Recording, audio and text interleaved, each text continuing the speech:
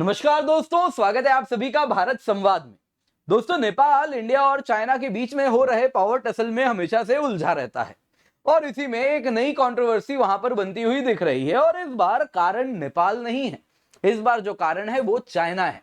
जी हाँ दोस्तों, चाइना के जो एम्बेसडर इस वक्त नेपाल में है वो भारत के खिलाफ आए दिन जहर उगलते हैं और इन्होंने कुछ नया जहर ऐसा उगला जिसके बाद पूरा का पूरा मामला उन्हीं के खिलाफ खड़ा हो चुका है। जी हाँ दोस्तों, भारत के खिलाफ जहर उगल रहे थे और इसी में नेपाली जनता ने कह दिया है गो बैक।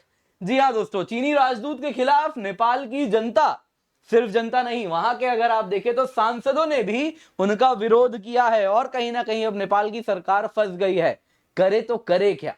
तो अब ऐसा क्या जहर उगला इन्होंने भारत के खिलाफ, सबसे पहले उस पर चर्चा होगी और किस प्रकार से भारत वहां पर एक क्लैंडेस्टीन तरीके से काम करता हुआ दिख रहा है, उस पर भी हम चर्चा करेंगे।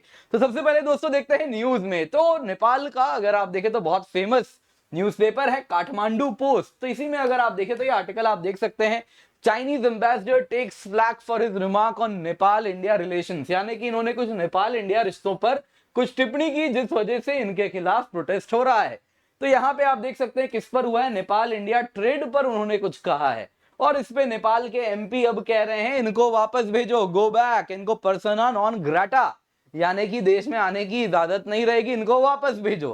क्या कहा है जल्दी से आपको बताता हूं। तो दोस्तों यहाँ पे आप जो तस्वीर में देख रहे हैं ये है चेन सॉन्ग, चाइना के एम्बेसडर हैं नेपाल में। चाइनीज एम्बेसडर ने कहा कि अनफॉर्चुनेटली, बड़ी है ना, मतलब बुरी किस्मत है आपकी कि आपका जो नेबर है वो भारत है। उन्होंने कहा भारत वो देश है जिसके पास बड़ा मार्केट है, बड़ी इकोनॉमी है, उसके बावजूद भी ये सब एक अपॉर्चुनिटी बनता है, इसमें आप टैप कर सकते हैं, लेकिन इन सब के बावजूद भी आप इसका फायदा नहीं उठा पा रहे। उनका कहना है कि इंडिया की पॉलिसी इस वक्त इस तरीके से बनाई गई है नेपाल के लिए, जिसके अंतर्गत अगर आप देखें तो वो आपके लिए फ्रेंडली नहीं है, नेपाल के लिए फ्रेंडली नहीं है और नेपाल को इंडिया के बड़े मार्केट का फायदा नहीं हो रहा, रादर आपका एक्सप्लॉइटेशन हो रहा है। कैसे? उन्होंने कुछ एग्जाम्पल्स दिए हैं। सबसे पहले अगर आप देखें तो इन्होंने कुछ ग्लोबलाइजेशन की बात की। उन्होंने कहा, इंडिया के बारे में थोड़ा जहर उगला यहां पे, उन्होंने कहा कि अब देखें चाइना ने ग्लोबलाइज किया, अपने डोर्स को ओपन किए, बाहर से पैसा आने दिया, बाहर की कंपनीज को आने दिया और चाइना की इकोनॉमी बूम कर गई।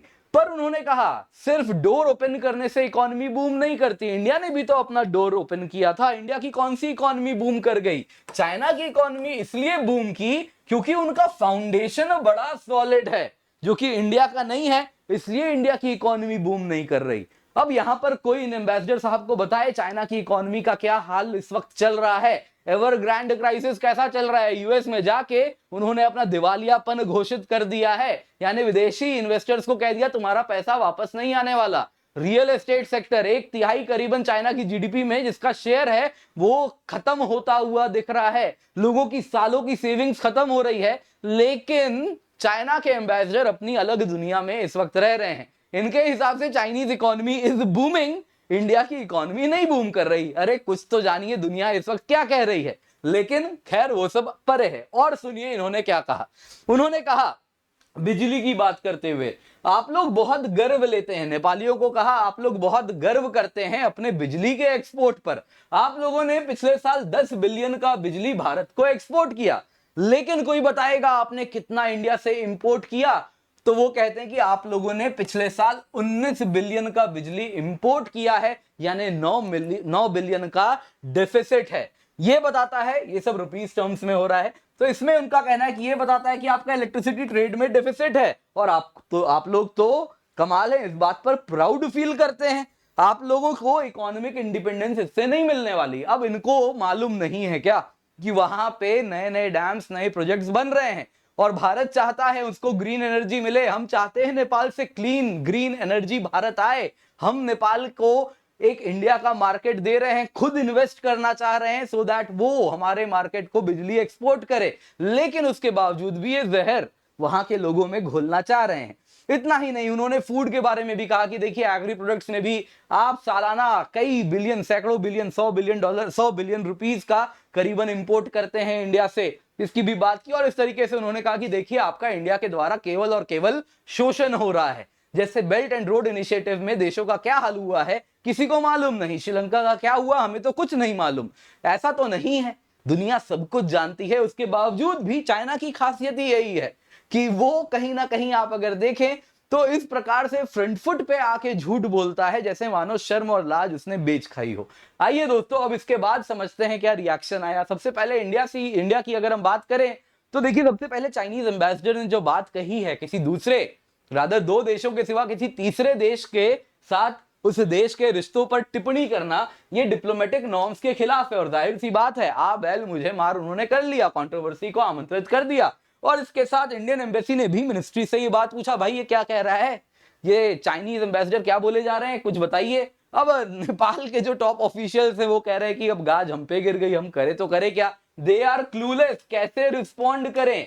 उनका कहना है कि देखिए, हम कहीं ना कहीं समझते हैं जो हुआ है कि किसी दूसरे देश के साथ जो हमारा रिश्ता है उस पर एम्बेसडर को कमेंट करना नहीं बनता, इस प्रकार के वहां के ऑफिशियल्स बात कह रहे हैं। और इतना ही नहीं, फॉरेन मिनिस्टर एनपी साउद ने भी कह दिया है कि हमने जो चाइनीज एनवॉय का स्टेटमेंट है उसका नोटिस किया है और उस पर हम सोच रहे हैं अब क्या करना है। तो दोस्तों, इंडिया ने, जाहिर सी बात है, इंडिया में इस वक्त G20 चल रहा है और भी बहुत सारे इश्यूज हैं, एक छोटे से एम्बेसडर पर हम कितना टिप्पणी करेंगे।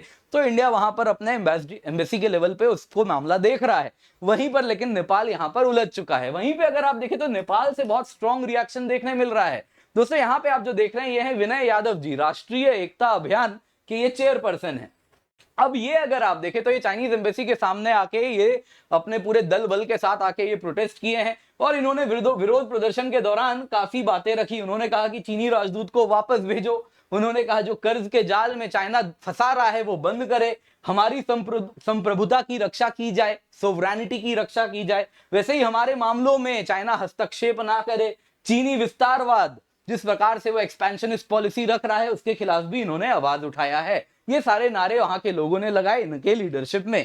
अब दोस्तों, आरईए जो राष्ट्रीय एकता अभियान है, इसको लेकर चाइना बड़ा डरा रहता है। ग्लोबल टाइम्स अगर आप पढ़ेंगे तो आए दिन इनके खिलाफ pro India group, pro US group इस प्रकार से दिखाया जाता है, क्योंकि ये एंटी चाइना स्टैंस रखते हैं और उनका कहना है कि इनको इंडिया प्रॉप अप करता है। ऐसा चाइना का हमेशा से अगर आप देखें तो कहीं ना कहीं इस प्रकार का एलिगेशन भारत पे वो लगाता है। लेकिन हमें मालूम है इंडिया और नेपाल का जो रिश्ता है वो रोटी बेटी का रिश्ता है, हमारे दिल जुड़े हुए हैं, उसमें चाइना कहीं से भी बीच में नहीं आ सकता।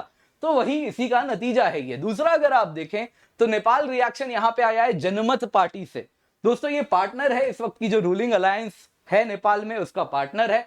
और जनमत पार्टी आपको बता देता हूं, ये उसका फ्लैग देख रहे हैं, जनमत पार्टी फॉर्मरली, यानी पहले फॉर्मरली इसका नाम हुआ करता था अलायंस फॉर इंडिपेंडेंट मधेश। ये अगर आप देखें तो मधेश वाला जो रीजन है, जो इंडिया नेपाल का बॉर्डरिंग रीजन है, जहां पे एक्चुअल में रोटी बेटी का रिश्ता है, वहां से आते हैं, तो प्रो इंडिया टिल्ट ये भी रखते हैं। तो इन्होंने तो साफ साफ कह दिया, जनमत पार्टी के जो रूलिंग अलायंस है उनके एमपीज ने कहा कि चाइनीज एम्बेसडर को वापस भेजो। और इतना ही नहीं, कहा कि जो रिमार्क्स है उनके बड़े अनडिप्लोमेटिक हैं। अब्दुल खान जो कि फॉर्मर मिनिस्टर रह चुके हैं नेपाल में, उन्होंने कहा कि चाइनीज एम्बेसडर को पर्सोना नॉन ग्रेटा डिक्लेयर किया जाए, यानी कि नेपाल आने की अब अनुमति न दी जाए। उनका कहना है कि नेपाल एक सॉवरेन देश है, वो कैसे अपनी फॉरेन डिप्लोमेसी करता है, वो कैसे अपनी फॉरेन पॉलिसी रखता है, किसी फॉरेन डिप्लोमेट से उसे सीखने की आवश्यकता नहीं है, ये उसका सोवरेन मैटर है। अब दोस्तों, मैं आपको बताता हूं चाइना के खिलाफ नेपाल में और भी इश्यूज आ रहे हैं।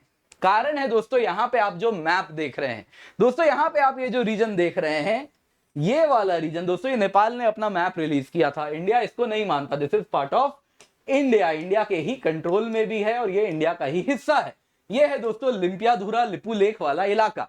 अब ये जो इलाका है इसको नेपाल अपना डिक्लेयर करता है, कहता है उसका है, लेकिन इंडिया कहता है भाई हमारा हमेशा से रहा है, हमारा ही है। तो इस पर चाइना ने अभी हुआ क्या, एक नया मैप दुनिया के सामने वो लेकर के आया। आप लोगों ने देखा किस प्रकार से न्यूज में था, अरुणाचल प्रदेश पूरा उसने क्लेम कर लिया। इसको क्या कहते हैं, कार्टोग्राफिक वॉर, है ना, अक्साई चिन्ह पूरा क्लेम कर लिया।